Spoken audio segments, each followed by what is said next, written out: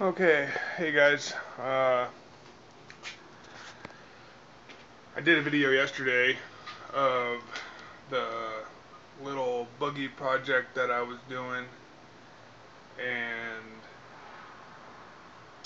my mini bike, and I just wanted to give you guys a better video because I was on the live show with T-Man last night at till about 1:30 or so in the morning my time, and I was pretty tired, so I want to give you guys an update and give you a little better explanation of the mini bike and the Go Kart, so you guys can see exactly how the engine fit into the Go Kart and how the mini bike set up.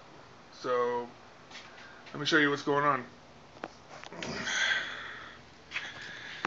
So what we got here is the exhaust is really long.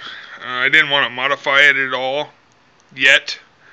I don't have another muffler for it, and without the muffler it just screams loud. It's way too loud.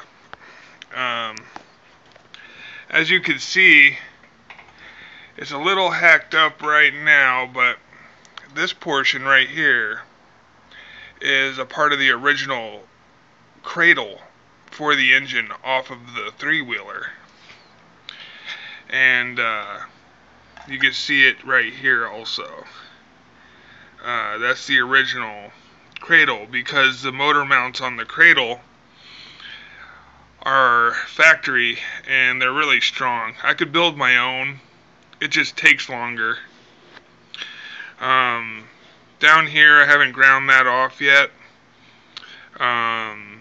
Those are the old engine mounts for like a little 5-horse Briggs or something like that. This right here is the pivot point for the rear swing arm. This right here I made to hold the shock, and I made the shock mount. The pivot location on this is a little too close to the cart and not far enough back towards the wheel. So I need to get some stronger shocks because they're a little squishy. Let's see here. This right here, as you can see, it's just some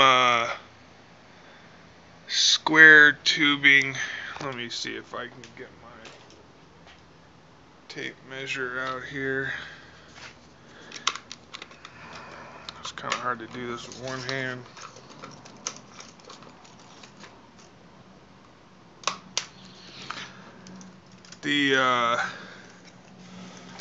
The square, it's 2-inch square, and I'm not sure the wall thickness, but it's pretty thick, and it does the job. And I just welded the old part of the frame to this 2-inch square. It goes all the way across this pivot joint right there, and that gives you the ability to have the rear suspension. As you can see, the original three-wheeler chain was not that long, so I cut it and I re-welded it closer to the engine. I don't know if this gives you a good shot here, but you can see it's not that long. You know, the chain goes from the sprocket to sprocket. I mean, it's about 9 or 10 inches. So I made it shorter so that way the Go Kart's not so long. The rear tires on it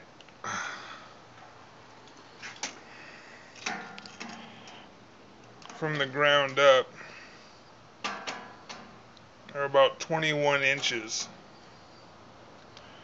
to the top.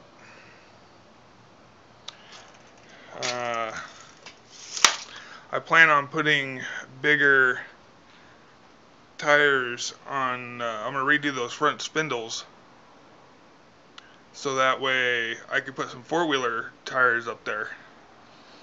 Give this thing some good height off the ground, better off-roading.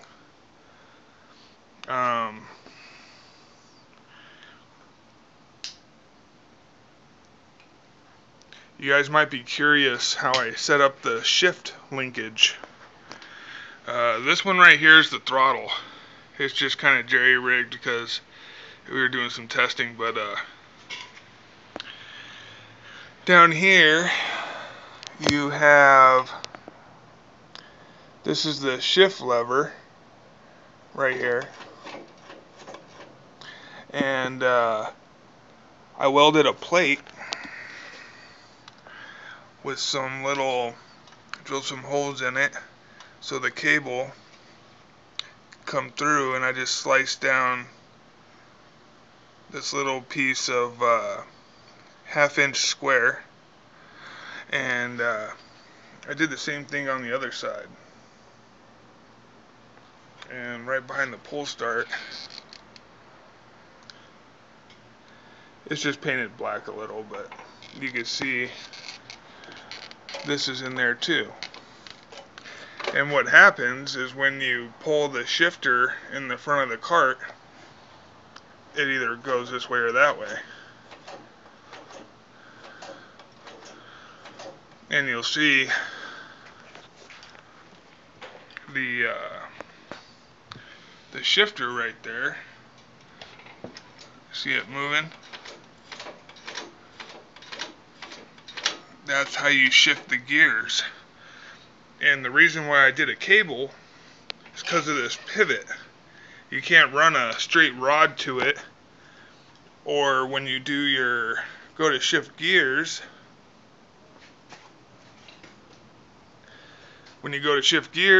it will cause you problems. So I just took another piece of square right here and drilled a hole in the back so the cable could sit in there, and the cable comes through to this little square piece. I cut a slit in on both sides, and I just put the ends of the cable, slid them in there, and for now they're just held on by a zip tie so they don't slip out. That's a really strong zip tie, and that's what gives you your shifting, and it's actually really smooth. And then this is the other bar with the cable right here. You can see the holes in there, and the steering and the brake pedals, the gas pedal is just pretty simple. You can see the cable right there, the spring action. This one I did for the brake is cable driven also. I took a piece of square, drilled a hole, welded a piece of that's like half-inch OD tube, and put the cable through it so it's sturdy, and then it goes up inside of here, and then the cable comes up to another piece that I welded onto the pedal. So it's just a shaft that comes off the pedal, goes up, and then I put a screw in here and tack welded the end of it, and wrapped the cable around here twice or so, and then I wrapped it around here twice with a self-tapping screw with a rubber grommet, and it tightened it down so it holds it. And when you press the brake, it pulls the brake. And when you look over here where the brake is, I don't know if you can kind of see the brake moving right there. I'll show you the how the brake is set up. All I did was take the original foot brake and I cut it off and used the same pivot joint, and I re-welded it so it comes back right here. You can kind of see the top of it right here. Let me see if I can get it. There's the back of the brake with the cable, and when you push it, you know, that operates this brake drum right here. And I just welded a little piece of angle iron, cut a slit in the top, and then just put my cable right there so it stops it. And then it goes to this and it pulls the brake. And it works really well. Here, let me see if I can start it up for you guys. Let's see if it'll start.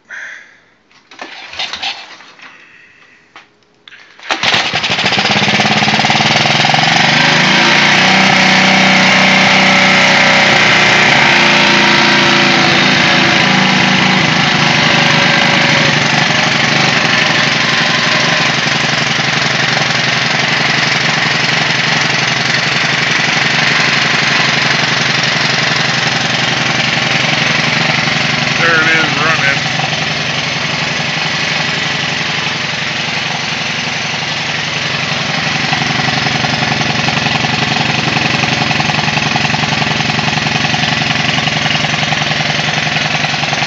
It's a lot of fun.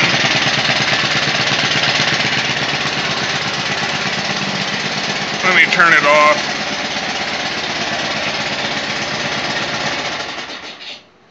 That's the kill switch. So, yeah, and that's the Predator gas tank off of the Predator engine that I didn't need to use, so I just welded some little brackets and put the original bolts on there to hold it on there. I put a little filter on the breather tube so it can go down there.